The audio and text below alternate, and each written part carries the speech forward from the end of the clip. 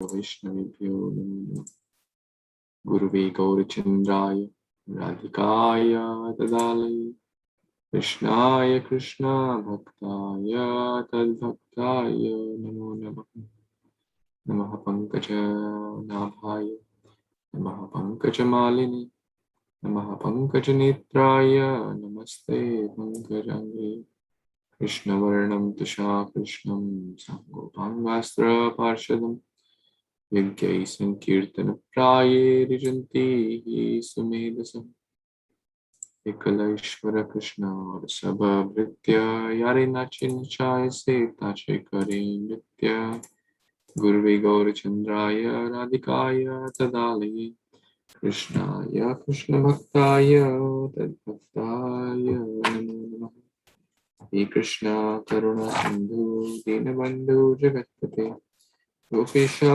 Gopika Kanta Radha Kanta Namastate Tapta Kanchana Gaurangi Radhe Vrindavaneshwari Vrishabhanu Sute Devi Pranamami Haripriye Hare Krishna. Thank you so much, dear Vaishnavas, for joining. We are reading Grantaraj Śrīmad-Bhāgavatam, Canto 9, Chapter 9, the Dynasty of Aṁśumān. In particular, now we are the dynasty of Bhagirath Maharaj. So we read till text number 25 yesterday. We were talking about Saudasa, who was cursed by Vasishtha to become a man-eater because of a indirect misunderstanding. Right? So let's begin from text number 26 onwards. Shudharto jagrahe vipram tatpatniya aha kritarthavat na bhavan rakshasa sakshad ikshavakum maharatha madayanta patirvira nadharam kartum arhasi dehi me apatya kamaya akritartham patim dvijam. Translation by His Divine Grace A.C. Bhaktivedanta Swami Prabhupada, Srila Prabhupada ki Jai. Being influenced by the propensity of a Rakshasa in being very hungry, King Saudasa seized the Brahmana. The poor woman, the Brahmana's wife, said to the king, "O hero, you are not actually a man-eater, rather you are among the descendant of Maharaj Ishvaku. Indeed, you are a great fighter, the husband of Madhyanti. You should not act irreligiously in this way. I desire to have a son. Please therefore return my husband, who has not yet impregnated me." Hare Kṛṣṇa. So we were reading in the last verse that the Saudasa saw this Brahmana and his wife trying to have a child, and then because of the propensity to eat, the man-eating propensity, because of the curse of Vasishtha, he wanted to eat practically because of Rakshasa pravritti. But the wife reminded him of his previous state before the curse, that actually he was not really a man-eater, but the descendant of Surya Vansha, or the descendant of Ishvaku Kula, which goes all the way back to Manu. So let's see what happens, whether he returned the husband or not. Yes, Sampata Mataji, you want to read? Yes, Prabhuji, Hare Krishna. Dehoyam manuso rajan purushasya khilarthataha tasmat asya vado vira sarvartha vada uchyate. Translation by His Divine Grace A.C. Bhaktivedanta Swami Srila Prabhupada ki Jai. O King, O Hero, this human body is meant for universal benefits. If you kill this body untimely, you will kill all the benefits of human life. Purport. Srila Narottama Dasa Thakur has sung, Hari Hari Viphale Janama Gonainu Manusya Janama Paya Radha Krishna Na Bhajiya Chaniya Suniya Vishakhainu. The body of a human being is extremely valuable because in this body, one can understand the instructions of Krishna and attain the ultimate destination of the living entity. The living entity is within the material world to fulfill the mission of going back home, back to Godhead. In the material world, one hankers for happiness, but because one does not know the ultimate destination, one changes bodies one after another. However, if one gets the opportunity to possess a human form of body, in this body he can fulfill the four principles of dharma, artha, kama, and moksha. And if one is properly regulated, he makes further progress after liberation to engage in the service of Radha and Krishna. This is the success of life, to stop the process of repeated birth and death and go back home, back to Godhead. Mam 80, to be engaged in the service of Radha and Krishna. Therefore, taking a human body is meant for completing one's progress in life. Throughout human society, killing of a human being is taken very seriously. Hundreds and thousands of animals are killed in slaughterhouses, and no one cares about them. But the killing of even one human being is taken very seriously. Why? Because the human form of body is extremely important in executing the mission of life. Hare Krishna, Prabhuji, back to you, please.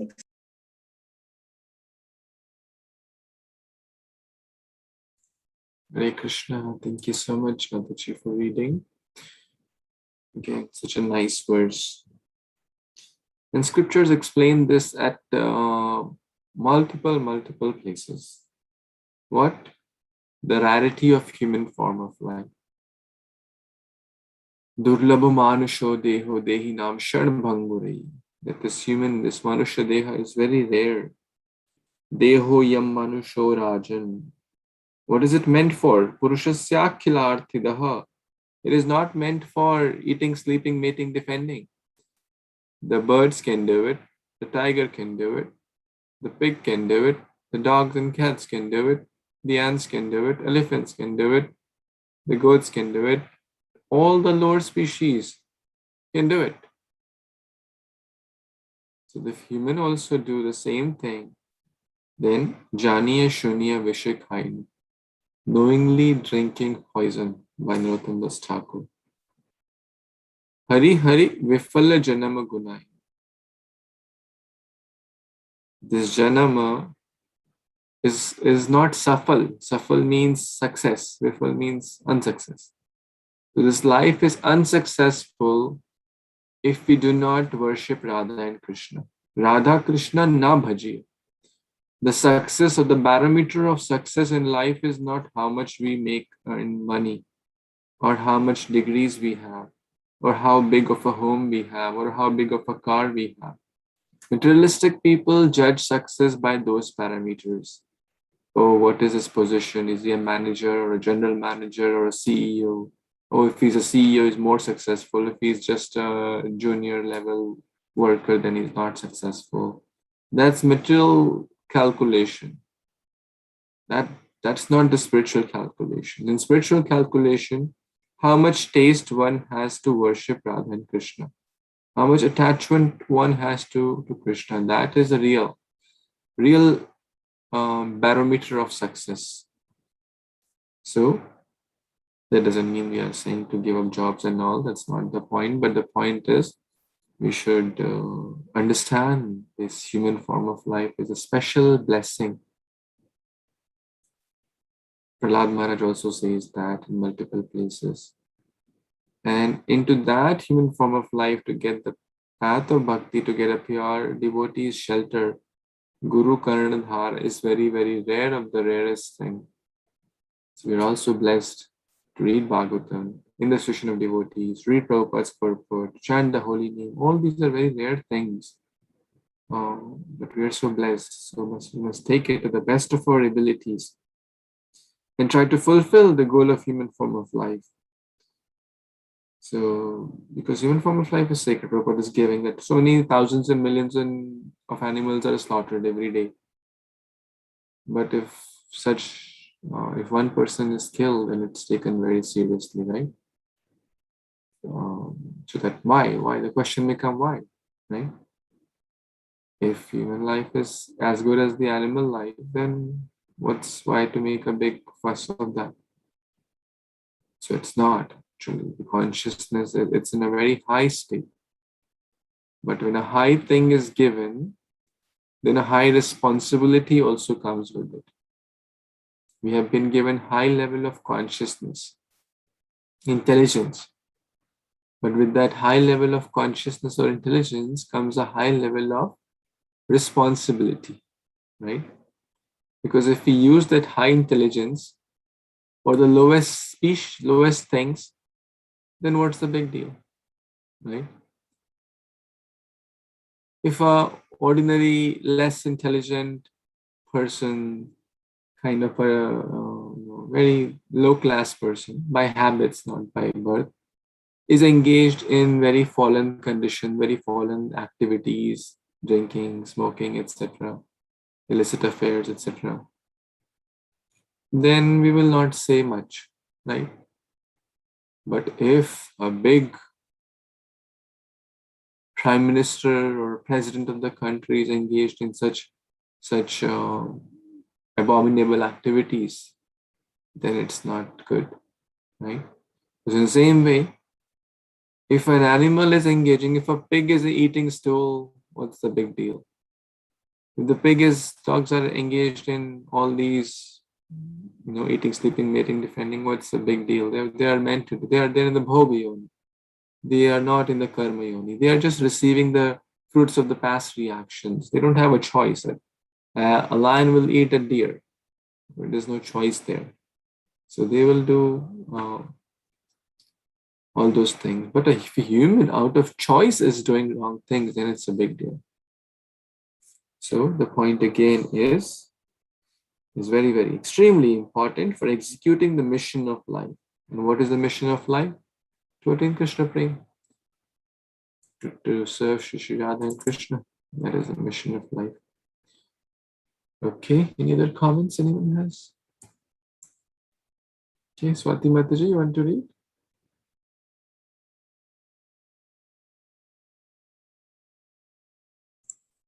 Okay, Nandini Mataji. Yes, Swati Mataji, please. Hare Kṛṣṇa, text 29.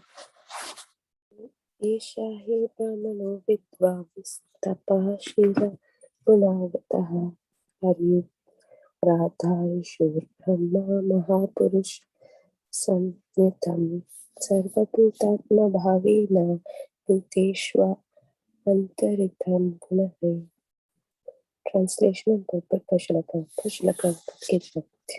Here is a learned and highly qualified Brahmana engaged in performing austerities and eagerly desiring to worship the Supreme Lord, the Super Soul who lives within the core of heart in all living entities. Purport.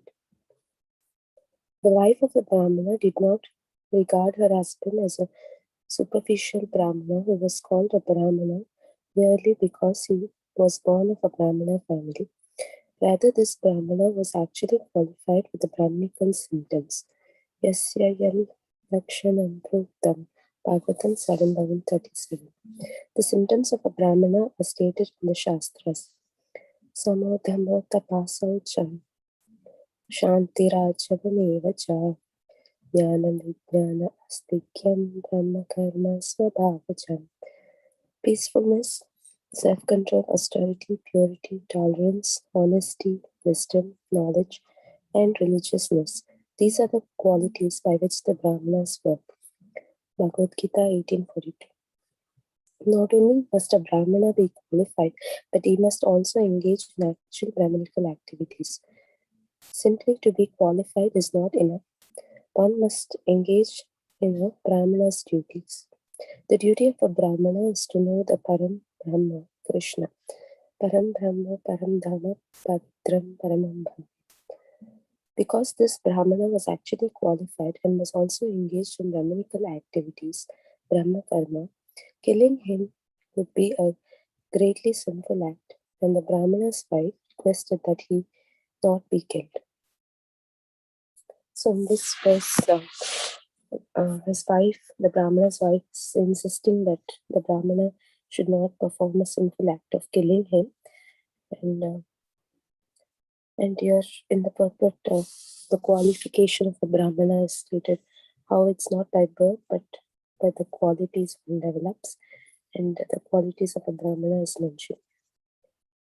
Thank you, Prabhuji. Hare Krishna. Thank you, Mataji. Thank you so much for reading this wonderful verse. So basically, we all should aspire to develop these qualities: peacefulness, self-control, daman karna, daman, indri daman. Daman means to control. So self-control, austerity, tapaha, shocham, purity. We discussed that yesterday also. Internal and external purity. Tolerance, peacefulness, shanti, arjavam, jnanam, honesty, wisdom, knowledge, vijnanam, knowledge and wisdom, astikyam. So basically, Brahmana is not by some rubber stamp. Brahmana is not by the thread. Brahmana is not by a surname, Pandit, Dube, Chobe. These are the typical surnames.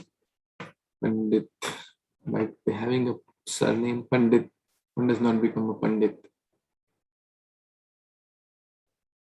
Dube actually means one who knows two Vedas. That was the literal Dube, Trivedi, Chobe, Pande. All these names are coming from those who knows Cho means four. But nowadays it's just a name, right? The point is Guna Karma Vibhaga. Prabhupada is emphasizing that again and again. Krishna is emphasizing that again and again in the Bhagavad-Gita, that it's by Guna and Karma, not by birth. So he was not just a Brahmana by namesake. His wife is mentioning that he had the wonderful qualities of a Brahmana, eagerly desiring to worship the Supreme Lord, the Super Soul who lives within the core of heart. That's the main quality. Sarve Gunaitatra Samasate Sutaha Suraha. All the divine qualities come in the person who is sincerely, eagerly desiring to worship the Lord. So let's see if he left him or what happened. So let's see. Yes, Nandini Mataji, you want to read?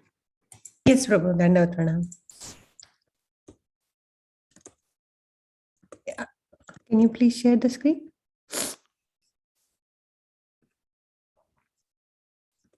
Thank you very much. Dandavat Pranam, devotees. Text 30. Soyam Brahmarshi Varyaste Rajarshi Pravarat Vibho Kathar Marhati Dharmagya Vadam Pituri Vatmajaha. Translation and purport by His Divine Grace S.C. Bhaktivedanta Swami Srila Prabhupada. Srila Prabhupada ki jai. My Lord, you are completely aware of the religious principles. As a son never deserves to be killed by his father, here is a Brahmana who should be protected by the king and never killed. How does he deserve to be killed by a Rajarshi like you? The word Rajarshi refers to a king who behaves like a rishi or sage. Such a king is also called Naradeva because he is considered a representative of the Supreme Lord. Because his duty is to rule the kingdom to maintain Brahminical culture, he never desires to kill a Brahmana. Generally, a Brahmana, woman, child, old man, or cow is never regarded as punishable. Thus, the wife of the Brahmana requested the king to refrain from this sinful act. So here wife is pleading on the basis that he is a Brahmana and you are a Rajarshi. So these are the 2 points. And Brahmanas should always be protected. Go Brahmana hitaya cha. This is Vedic principle, most important of Brahmanical culture, our culture. And on top of it, you are a Rajarshi. So we read what is a Rajarshi in Prithu Maharaja's Canto very in detail. And it said that Prithu Maharaja treated them like children. And everybody in his kingdom was happy. And not only they were happy, they were really so grateful to Prithu Maharaj. And there were so many other things written one after another. I remember reading at least 2-3 paragraphs describing the relationship between the Praja and the Raja. Praja means it's like a progeny, like the king treats them like children. So she's pleading on this case. Back to you, Prabhu. Hare Kṛṣṇa. And she's a chaste wife, obviously. So she's what she's saying will be heard. Back to you, Prabhu. Thank you so much. Hare Kṛṣṇa. Thank you so much, Mataji. Such nice words and explanation. So he's reminding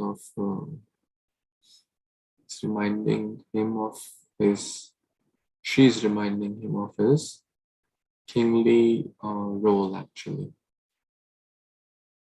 It's a very important lesson that Sam Dam Danda Bhed, this is mentioned by somehow or the other, one should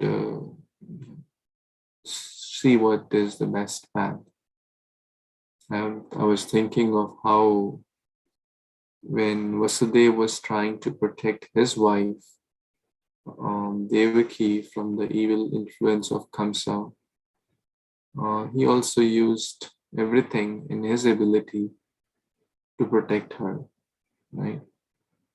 First, she glorified great king. So that's what she's also glorifying, that you are Raj Rishi. Well, apparently, she didn't say that, hey, you are the beast. She didn't criticize him, which was the truth in one way. But the point is, would that have led to a good conclusion? Probably not. So scriptures teach us actually a lot of things if we read between the lines, how to deal with these different situations in a very mature way. There are a lot of hidden lessons, actually. She's not thinking of what presently this person is, which is a man-eater, a kind of the lowest of the species, but she's reminding of the great heritage. Hey, you don't belong, and Krishna also did something similar to Arjuna. How come these lower impurities have overcome you? You belong to the Bharata Vamsha. You belong to the great heritage. Tam Sitikshva Sabharata. Get up, right? So reminding someone of one's great heritage really helps to inspire, to give up the lower modes. It's a lower mode to kill a person, especially a Brahmana. But this wife is reminding that you are a great person, sir, and this does not befit you. We are like your children, as Mataji said. Praja is like a child, and you are the great from Ishwaku Kula. You're from the great Ishwaku Kula. Why are you doing such a heinous act of killing a devotee of God, right? Which is like a Vaishnava Prad, the worst of the offenses.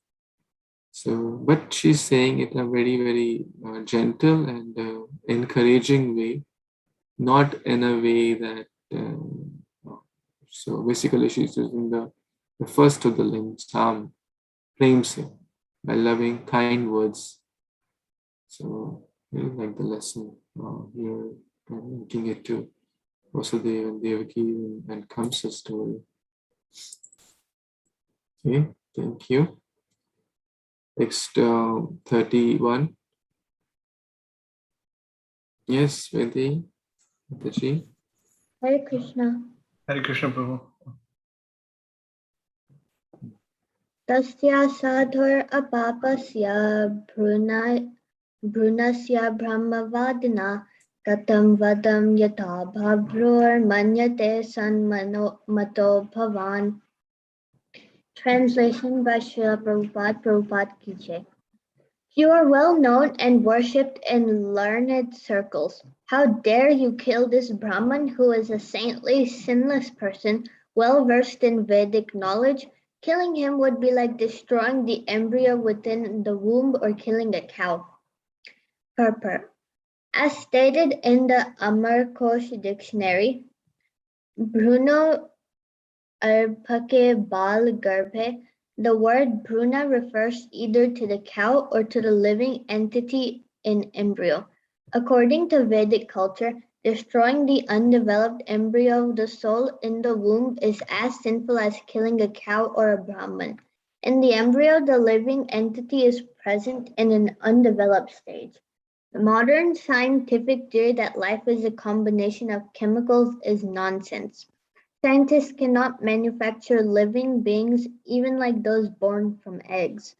The idea that scientists can develop a chemical situation resembling that of an egg and bring life from it is nonsensical. Their theory that a chemical combination can have life may be accepted, but these rascals cannot create such a combination. This verse refers to Brunasya Vadam, the killing of a Bruna, or destruction of the embryo. Here is a challenge from the Vedic literature. The crude atheistic understanding that the living entity is a combination of matter belongs to the grossest ignorance. Hare Kṛṣṇa Prabhuji, back to you. Thank you so much, Mataji. So,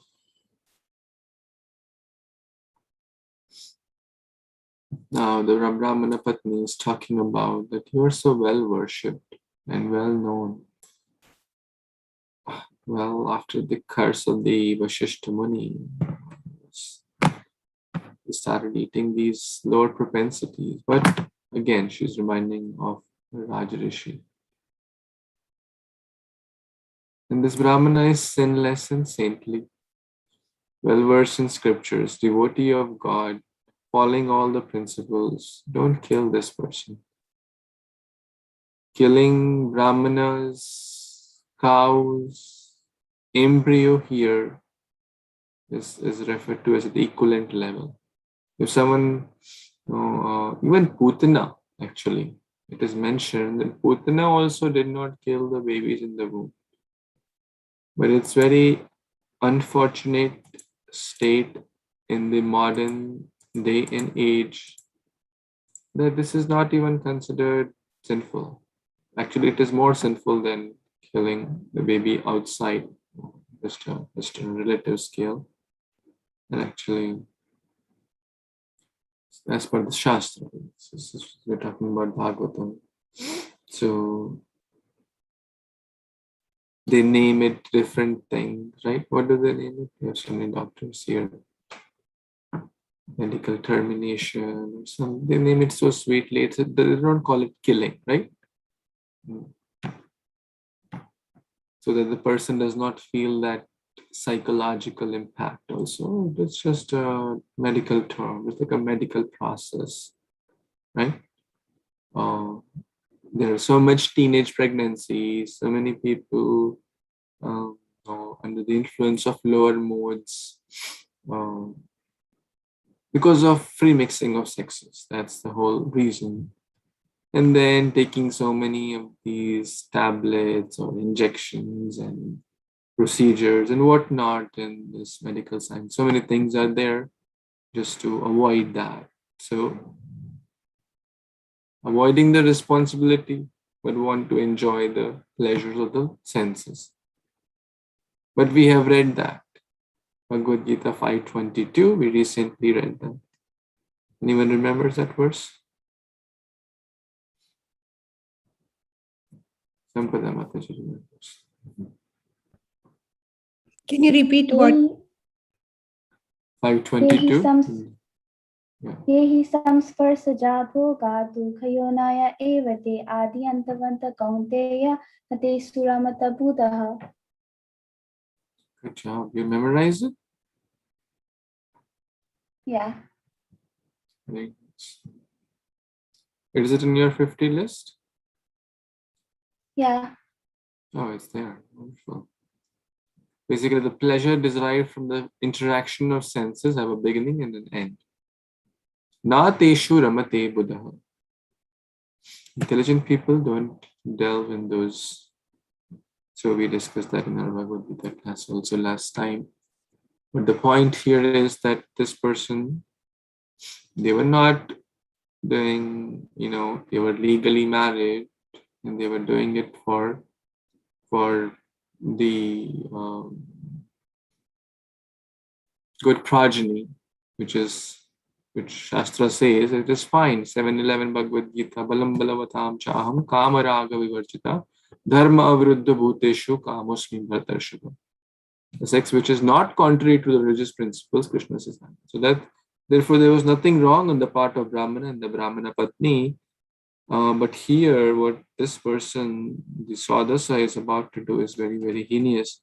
Therefore, the wife is pleading and trying to explain by multiple reasons, by first glorifying and now kind of giving a fear of reactions. The reactions you will get will be equivalent to killing of an embryo or a cow or a Brahmana. So you better avoid yourself from that heinous crime and better not kill my husband who is innocent now.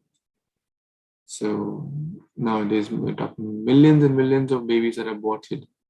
The embryos are aborted, so millions and not thousands actually. So one should be very careful and one should be in these things. Any other comments anyone has? Yes, Prabhu.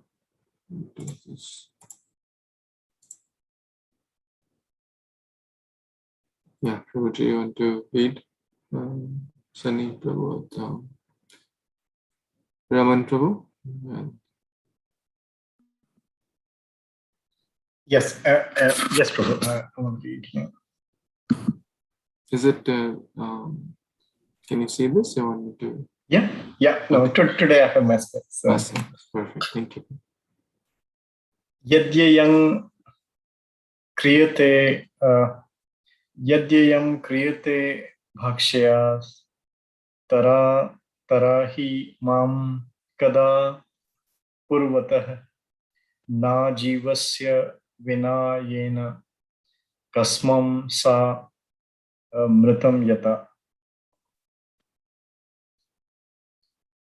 The translation by His Divine Grace, Bhaktivedanta. Without my husband, I cannot live for a moment. If you want to eat my husband, it would be better to eat me first. For without my husband, I am as good as a dead body. Purport. In the Vedic culture, there is a system known as sati or saha marna, in which a woman dies with her husband. According to this system, if the husband dies, the wife will voluntarily die by falling in the blazing funeral pyre of her husband. Here, in this verse, the feeling inherent in this culture are expressed by the wife of the Brahmana. The woman without a husband is like a dead body. Therefore, according to Vedic culture, a girl must be married. This is the responsibility of her father. A girl may be given in charity, and a husband may have more than one wife, but a girl must be married. This is Vedic culture. A woman is supposed to be always dependent. In her childhood, she is dependent on her father, in her youth on her husband, and in old age on her elderly sons. According to the Manu Samhita, she is never independent. Independence for a woman means a miserable life. In this age, so many girls are unmarried and falsely imagining themselves free, but their life is miserable. And there is an instance in which a woman felt that without her husband, she was nothing but a dead body.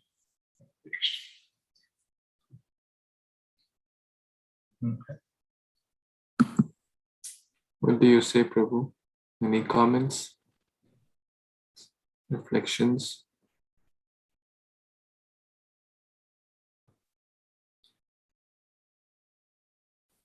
Prabhuji is still shy. Want to say something, Prabhuji?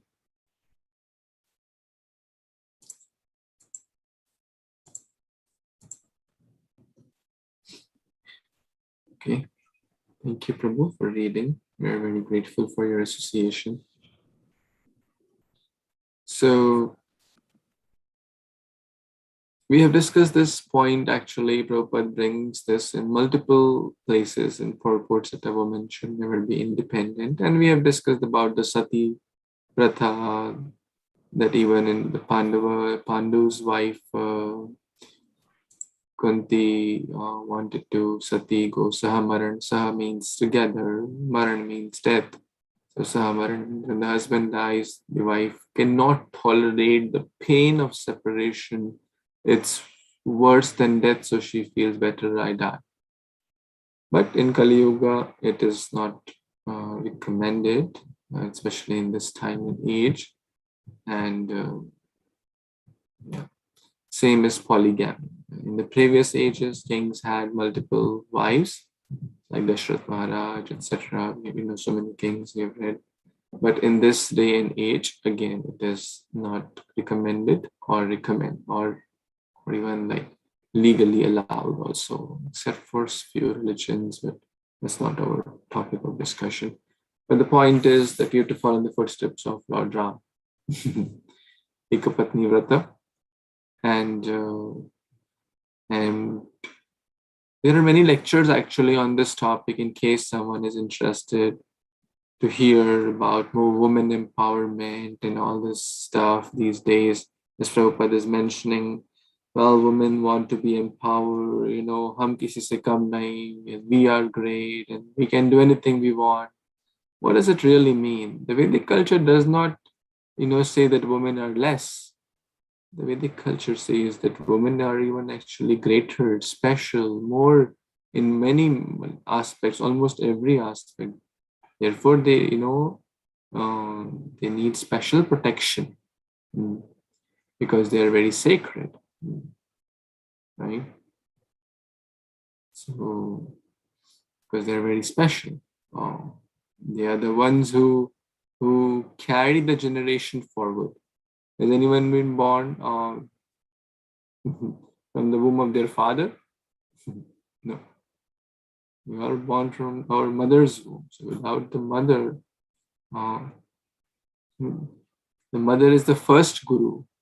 Matri sama guru na bhavet. There is no better guru than a mother actually.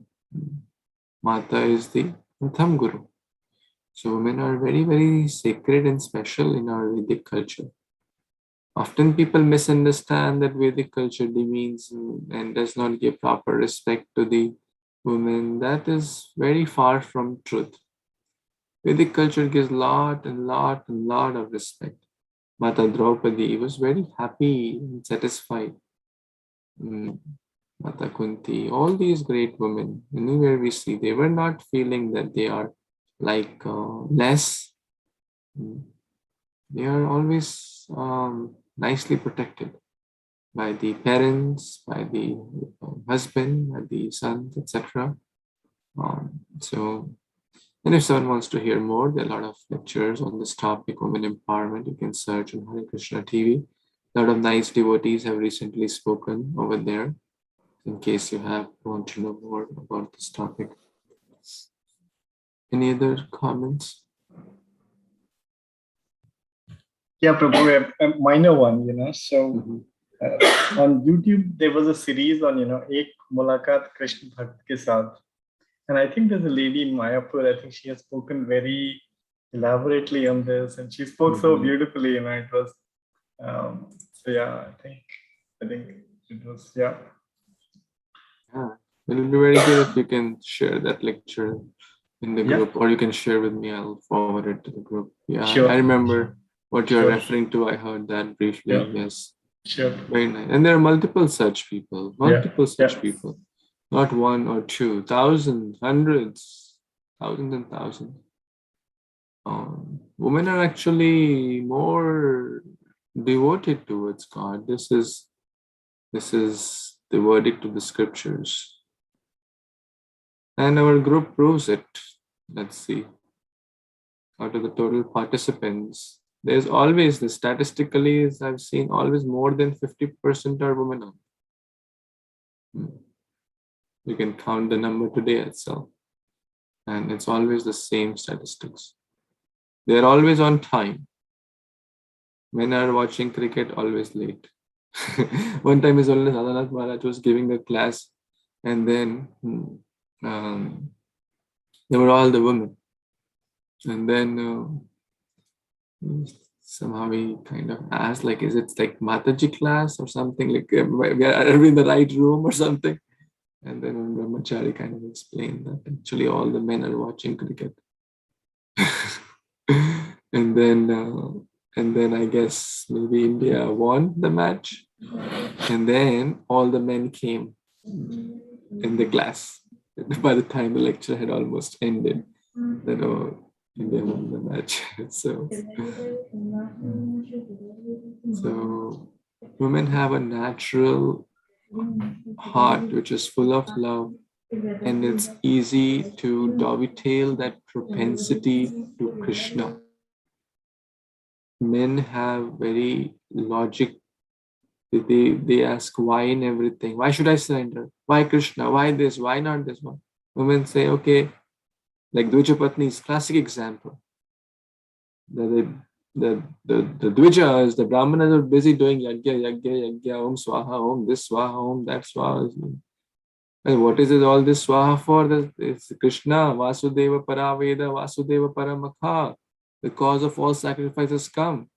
They didn't know that. No, busy in yagya. Women said, okay, take everything away.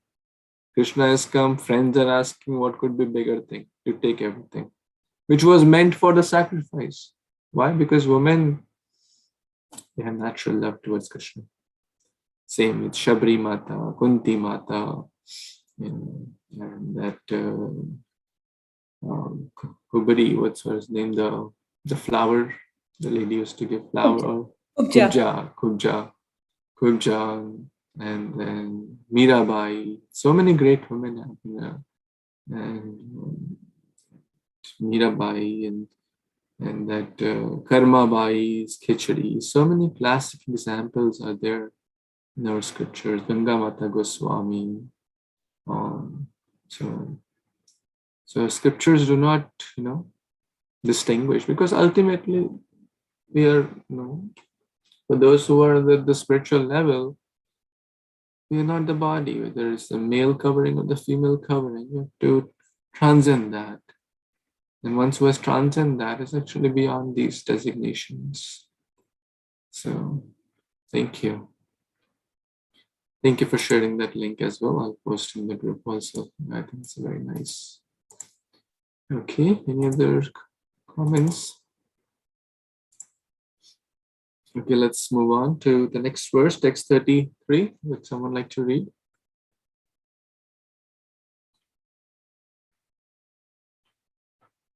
Munna Mataji.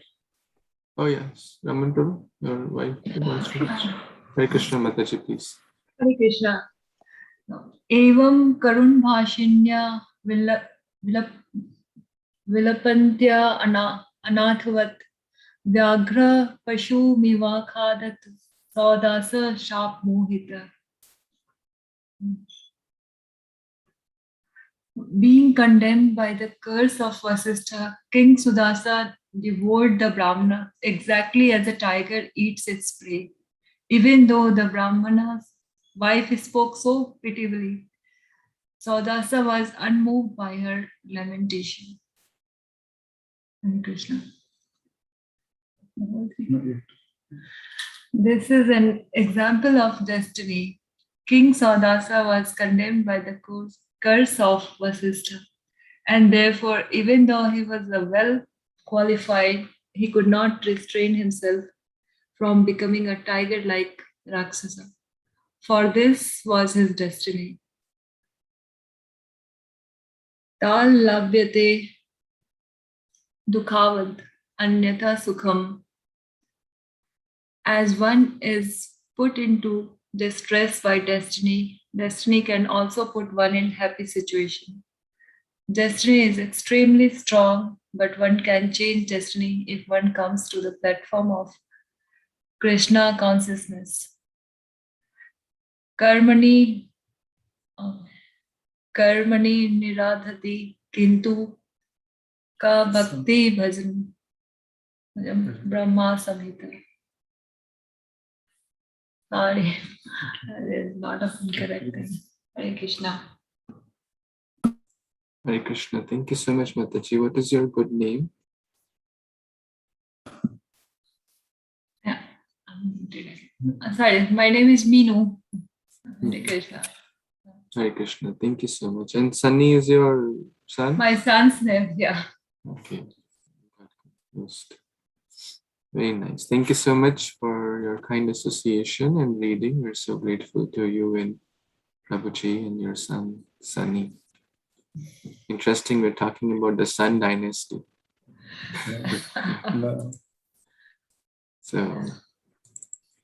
So text 33, the lady, the wife of Brahmana really tried like hook and crook by kind words, by explaining him his past, by glorifying him with using the words like you are Raja Rishi, by comparing that sin to a sin of killing embryo, cow, Brahmana. But what to do? Power of destiny. It was destined because of, and Prabhupada is quoting this verse here. As far as happiness derived from the sense object is concerned, it can be obtained automatically in course of time, just as in the course of time we may obtain miseries even though we may not desire them. So happiness and distress from material things are, would come with this. Does anyone want to get fever or any disease? No one wants that, right? No one prays for that, but we still get it. So this is destiny. Happiness, distress will come, will go. Question will come. Can we change it? Prabhupada is very clearly mentioning. One can change the destiny by practicing Bhakti Yoga or Krishna consciousness. Karmani nirdahati kintuja bhakti bhajam. All the karmas, they are destroyed. Good, bad. And it could be in different stages, like an Amazon order. You put an order. Okay, it's starting, it's prepping the order. Okay, it's out for delivery. Okay, it's 2 stops away. Okay, now it's on your door. Okay, now you open the package. Whatever state that karma's reaction could be, it can be destroyed. The scriptures explain this. So, destiny can be changed? Yes, it can be changed. How? By the process of bhakti. And we discussed that example also. That someone, few chapters back, we discussed, I forgot the name of the king. So you can mention that he was cursed to become a Chandala or lower species, but he sincerely practiced bhakti, and then he did not have to take birth again. And that's what we are aspiring for. As per our past, we don't know what all things we have done. What to speak of the previous lives, what to speak of this life, we don't even know how many thousands of millions of species we have gone through, what all we have done, we don't know. Knowingly, unknowingly, we may have done wrong in this species as well. But past is past. If we take it sincerely to the bhakti now, the destination would be back home to Godhead. Of this, there is no doubt. And that's why we are all here. To read Bhagavatam, to chant the holy names, and to change our destiny, right? Any other thoughts, comments, additions?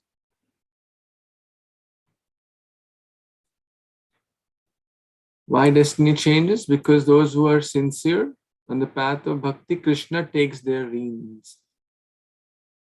They are no more under the grip of the material energy. Krishna orchestrates things in their life. good or bad, is just to help him or her become strong in the path of bhakti. So because Krishna, if we take one step towards him, he'll take 1,000 steps towards us because he loves us so much. That's why he has sent Mother Ganga. That's why he has given us Śrīmad-Bhāgavatam. That's why he's given us holy association. That's why he's given us so many wonderful temples, deities, Mahaprasad, Vaishnava Sangha. All this is an expansion of his mercy, Bhagavad-Gita, the Tirthas, so that yena kena prakarena, by somehow or the other, we can engage in the different limbs of bhakti, the deities, the festivals, Balram Purnima coming, Janmashtami coming, Prabhupada's Vyas Puja or Appearance Day coming. It's very special, 125th Appearance Day of Prabhupada. So all these are wonderful festivals so that we can change our destiny and no more repeated birth and death, the cycle of this Janam Mrityu Jara Vyadi. Okay, let's read maybe one more verse. Text 34. Yes, Munna Mataji, you want to read?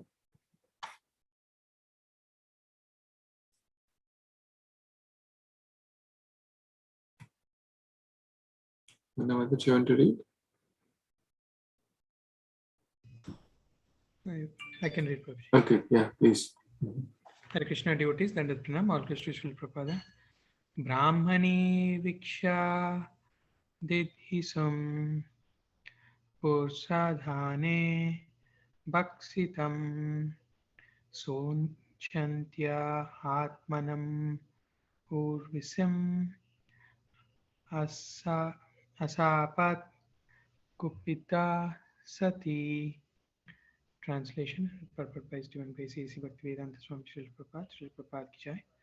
When the chaste wife of Brahmana saw that her husband, who was about to discharge semen, had been eaten by the man-eater, she was overwhelmed with grief and lamentation.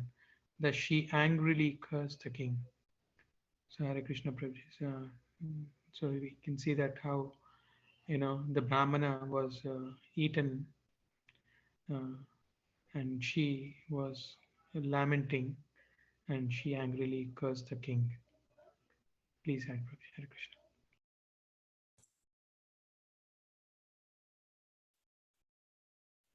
Yeah, quite straightforward. This Brahmana couple was trying to get a child, and this suddenly Sodasa captured this Brahmana and practically ate him like a tiger. We read in the previous verse, like a tiger eats his prey. So very, very cruel act actually. And so the wife was very upset. She tried her best, but she could not save her husband from this situation. So let's see what happens further. Text 35. Anyone? Feeling left out? Can I read, Yes. Prabhuji? Nikant Prabhu. Hare Krishna, everyone. Text 35. Yasman me bhaktisha papam kamarthayaha patistvaya tavapi mrityur ahanad akrit prajna darshitaha.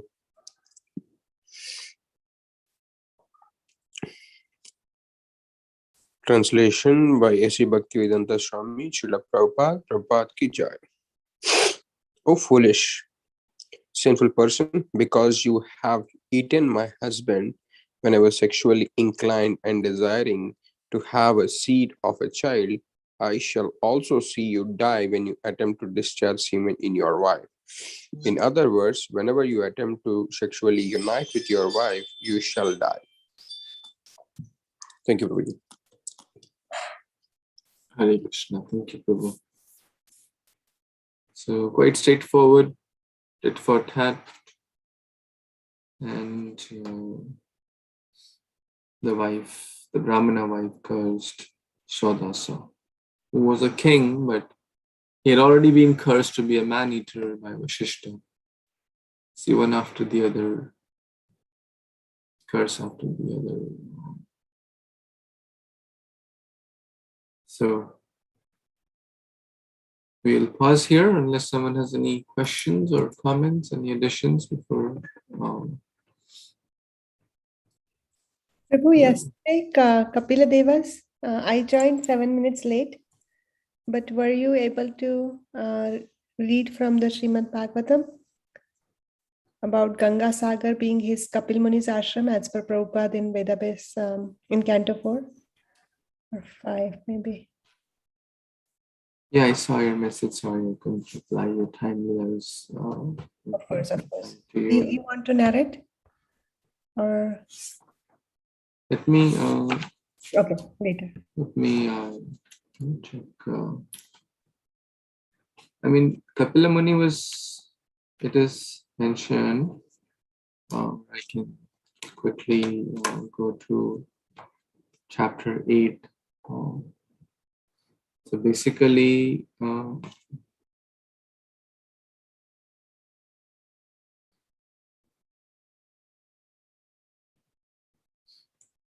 also took reference from Valmiki Ramayana, Mataji. So it could be, and I was hearing actually Bhakti Rasamrit Maharaj, who was mentioning that this is something called Kalpabhed. Kalpabhed means that in different kalpas, pastimes may happen differently. So in that, where the 60,000 sons, it is clear mention in at least in the again I have to double check here, but over there it is clearly mentioned that they dug 60,000 yojanas. I believe here also it's. So if you see the whole Śrīmad-Bhāgavatam, I totally agree with you about Kalpabhed. If you see Śrīmad-Bhāgavatam, Prabhupada says that Kapil Muni's ashram is at Ganga Sagar. That's in when Kapil Muni retires, that chapter. And then here it says they dug the earth and that place is called Ganga Sagar. It doesn't say they dug 60,000 yojanas or anything. It says that place is called Ganga Sagar. Prabhupada says Ganga Sagar is where Kapil Muni's ashram is there. In the 5th canto, it says that the Ganges, this Alakananda, which comes to the Bhuloka, Ganga gets divided into 4 different at the top in the 5th canto. And this one, Prabhupada clearly says it only remains in Bhumandala. It goes in the west and meets the ocean. It never goes to Patala. So that's why I was very surprised to hear. But I understand about your reference. And thank you for clarifying that because it really helps. Thank you, Mataji. Thank you, Prabhu. So as Bhakti Rasamrit Maharaj was mentioning about Ganga, let me share a few more points about Ganga. Ganga is called Tripatiga. Tripatiga means it moves on all the 3 planetary, upper, lower, and middle. In the upper planets, it's called Mandakini.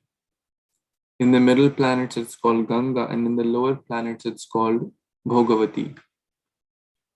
So Ganga is the only river actually which goes in all the 3 planets. And it's all available. You can hear his class. And again, the Kalpabheda that is also it's there. Good to know reference, Prabhu, yes. And also he mentioned just by chanting the word Ganga, Ganga, you can all chant together. Ganga, Ganga, Ye Gange. Just by doing so, or by desiring to go there, or mentally meditating about Ganga, one will get purified.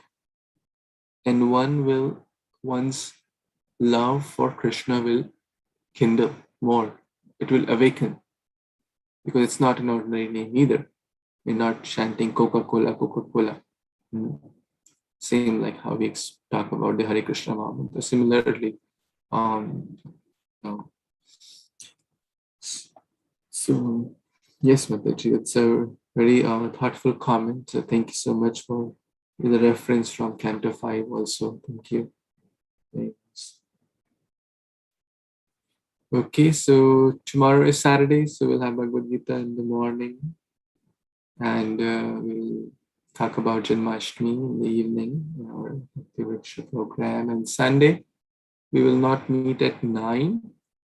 His Holiness Radhanath Maharaj is giving a class for the 50th anniversary of ISKCON Boston, the deity installation. He's going to give a talk about developing attachment to the deities, Shri Radha Gopi Chana Vallabha. So I request, encourage, and everyone to please hear the links and all. We'll share that. Mataji shared. So we'll communicate in the group. So request everyone to attend that. Okay, so that will be programmed for the weekend, and then we'll reconnect with Bhagavatam on Monday. Grantraj Śrīmad-Bhāgavatam ki jai, Prabhupada ki jai, Samaveta Gaur Bhaktarvrinda ki jai. Pancha kalpatarubhyascha kripasindhubhyev Vachakritanam Pavanebhyo Vaishnavibhyo. Thank you. Hari Bol. Thank you. Thank you, Prabhu. Hare Krishna.